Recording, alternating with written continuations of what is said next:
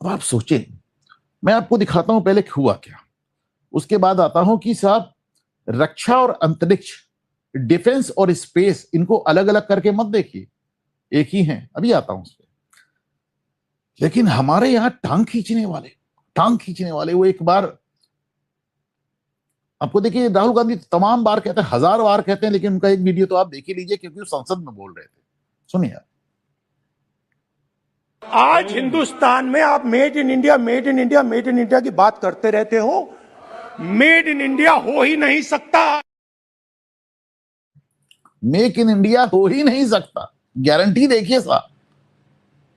राहुल गांधी इस तरह के जो दावे करते हैं वो अपनी कैपेबिलिटी देखकर करते हैं। ये पवन चंदाना, जिन्होंने ये जो इस स्टार्टअप के मालिक हैं, फाउंडर हैं, आज उन्होंने इस बात को कई बार दोहराया कि साहब इसका पूरा डिजाइन इंडिया का है, इसका पूरा प्रक्षेपण इंडिया का है, सब कुछ इंडिया का, बाहर से कोई मदद नहीं। बाहर से अगर हमने कुछ लिया है तो पेलोड लिया है। पेलोड समझते हैं ना, कि साहब हमारा रॉकेट जा रहा है, जिसको जैसे वो बस वाले नहीं कहते हैं चलो चलो चलो चलो फलाने जगह की बस जा रही है, जिसको बैठना है वो बैठ जाओ, तो वो पेलोड। जैसा वो जर्मनी को अपना पेलोड भेजना है, फ्रांस को अपना पेलोड भेजना है, किसको किसको अंतरिक्ष में अपना सामान भिजवाना है, बताओ, हमारी बस जा रही है। पेलोड्स लिए हैं हमने सिर्फ बाहर से, वो भी पैसा देकर, मतलब उन लोग पैसा देते हैं, हम उनके पेलोड पहुंचा देते हैं। उस पर भी आएंगे, उस पर भी आएंगे। हकीकत ये कि पूरा 100% इंडिजिनस, ये मुझे बहुत एक्साइट करता है, बहुत एक्साइट करता है। सोचिए, हमने आर्यभट्ट भेजा था, तो हमको उसको लॉन्च करने के लिए यूएसएसआर के पास जाना पड़ा था। बाद में तो इसरो ने कमाल कर दिया, लेकिन इसरो सरकारी कंपनी। अब आप देखें, ये जो पवन चंदाना जो फाउंडर हैं, उनकी बात सुन लीजिए वो क्या कह रहे हैं। Time probably a private company have built and successfully reached an orbit in the first attempt. Thanks a lot. It's happening from India, and this is a 100% designed in India rocket, 100% manufactured in India. 100% designed and 100% manufactured in India, वो कह रहा है। और कह रहे हैं कि बार बार मोदी को धन्यवाद दे रहा है कि साहब आपने ये करा दिया। क्योंकि तो इस सेक्टर छोड़िए साहब, जब आप स्कूटर नहीं बना सकते तो रॉकेट बनाने की आपकी मतलब इजाजत कैसे मिल सकती थी? मिल ही नहीं सकती थी।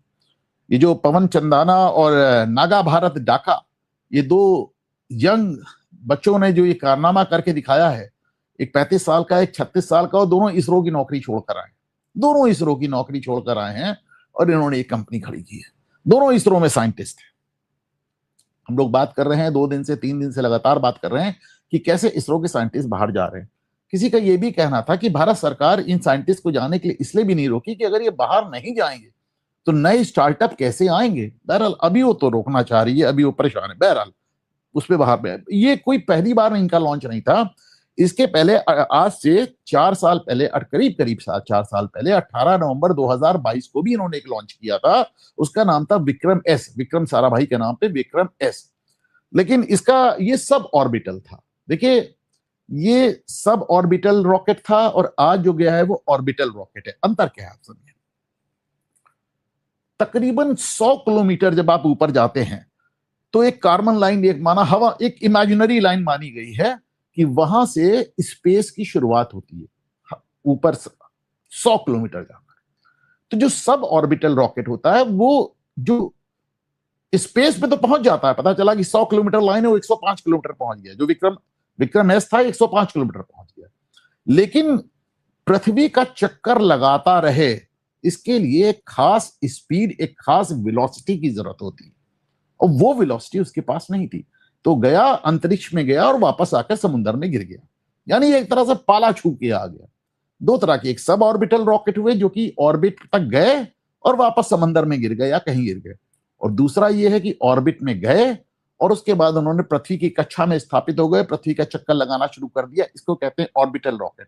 2022 में जो गया था सब ऑर्बिटल था, ऊपर तक गया था, पाला छू के वापस आ गया। आज जो गया है ऑर्बिटल रॉकेट है, ये पृथ्वी की कक्षा में स्थापित हो गया स्पेस में, और पृथ्वी का चक्कर अनंत काल तक लगाता रहेगा। मैंने बताया 100 किलोमीटर ऊपर से आप शुरुआत मान के चलें, क्योंकि एक वेलोसिटी होती है, एक जिसे कहना चाहिए कि एक 7.8 किलोमीटर पर सेकंड की हॉरिजॉन्टल वेलोसिटी चाहिए, और वो इसने हासिल कर ली। अब ये पृथ्वी का चक्कर लगाएगा। आगे चलते हैं साहब। अब इस पे गया क्या क्या, इस पे 6 पेलोड गए। बेसिकली इस पे 6 पेलोड गए। तो इसमें आपको 3-4 ही नजर आ रहे हैं, 6 पेलोड थे। इसमें 3 तो इंडियन थे, एक जर्मन था और एक कुछ और था, मैं बताता हूं।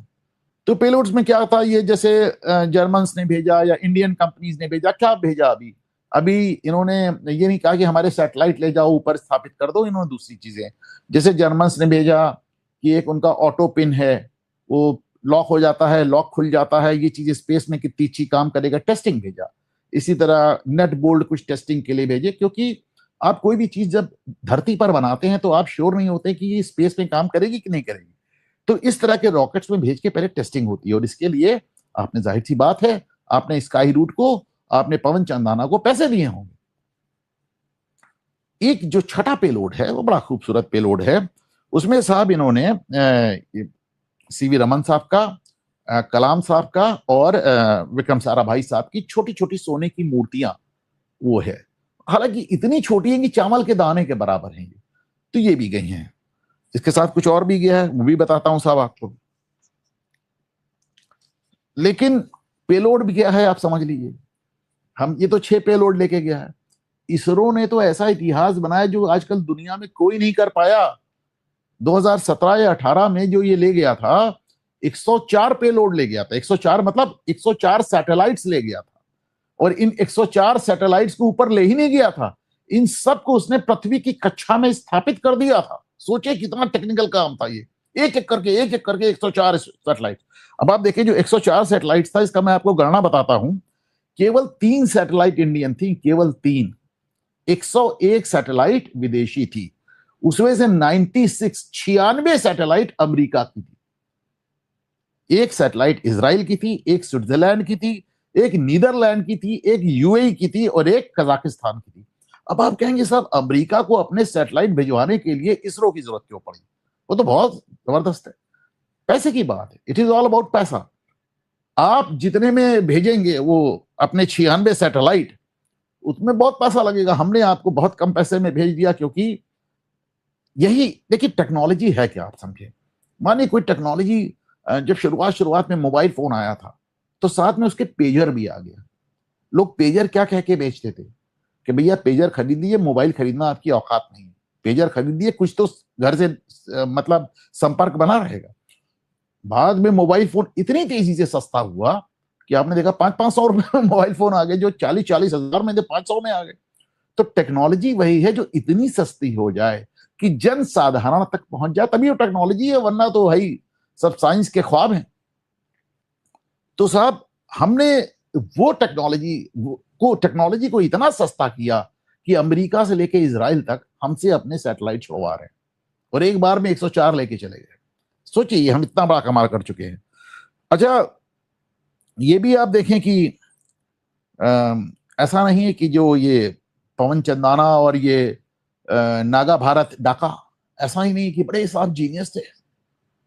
ये दिखाता है कि आज के युवा वर्ग के लिए बहुत बड़ा एग्जाम्पल पवन चंदाना का है। 51%, 51% मैथ्स आया था उसका, ओनली 51%। 51% मैथ्स में लाया हुआ आदमी आज खुद से रॉकेट बनाकर भेज रहा है, क्योंकि माना जाता है कि साहब मैथ्स का आपको जीनियस होना चाहिए। एक बात अक्सर कहते हैं ना, अरे यार रॉकेट साइंस थोड़ी ना है, तुमको समझ में नहीं आ रहा। जैसे रॉकेट साइंस बड़ी कॉम्प्लिकेटेड चीज है, तो बात में एक दूसरे से कहते हैं अरे यार रॉकेट साइंस थोड़ी ना है, मामूली बात है, समझ लो। पवन चंदाना 51% मैथमेटिक्स ने साबित कर दिया कि रॉकेट साइंस भी बड़ी चीज नहीं। 51% लाने वाला छात्र रॉकेट साइंस समझता है और रॉकेट भेज सकता है। अब आप देखें, ये सब तो बहुत पहले हो गया होता, बहुत पहले हो गया होता, जब ख्वाब देखा था हमारे विक्रम साराभाई साहब ने, the father of Indian space programme. लेकिन उसी बीच कुछ और हुआ। 1968 में, 1968 में इंदिरा गांधी के बड़े साहबजादे ने एक इटालियन लड़की से शादी कर ली फरवरी में। उस लड़की ने आने वाले 15 साल तक भारत की नागरिकता ही नहीं ली। राहुल गांधी पैदा हुए तो सोनिया गांधी विदेशी थी, प्रियंका वाड्रा पैदा हुई, प्रियंका गांधी पैदा हुई तो सोनिया गांधी विदेशी थी। सोनिया गांधी ने तो बहुत बार जाके भारत की नागरिकता तब ली, और उनकी नागरिकता लेने के मुश्किल से 1 साल के अंदर इंदिरा गांधी का कत्ल हो गया। अगर सोनिया गांधी तब तक भारत की नागरिक नहीं होती तो राजीव गांधी का प्रधानमंत्री बनना संकट में पड़ जाता। ऐसा लगता है जैसे 1 साल पहले उनको मालूम था कि इंदिरा जी जाने वाली हैं, उन्होंने 1 साल पहले नागरिकता ले ली। तो फरवरी 1968 में सोनिया गांधी ने राजीव गांधी से शादी की और उसके केवल 1.5 महीने बाद अप्रैल 1968 में वो सीधे इसरो पहुंची और ड्यूटी लगाई इंदिरा गांधी ने। भारत के सबसे बड़े वैज्ञानिक विक्रम साराभाई की बहू आ रही है, इटालियन बहू आ रही है, इसको जरा इसरो दिखाओ, समझाओ। वही देखिए, ये शानदार आदमी उनको समझा रहा था। सोनिया गांधी एक 12वीं पास लड़की, 12th पास, इसको क्या समझ में आ रहा होगा, लेकिन ये क्यों पहुंची। और उसी के 1.5-2 साल के बाद विक्रम साराभाई की बड़े ही मिस्टीरियस तरीके से, आप जानते हैं, डेथ हो जाती है, जिसको आज तक सब लोग कहते हैं मर्डर है। तो बहुत कुछ देखा है इस देश ने साहब, क्या कहा जाए।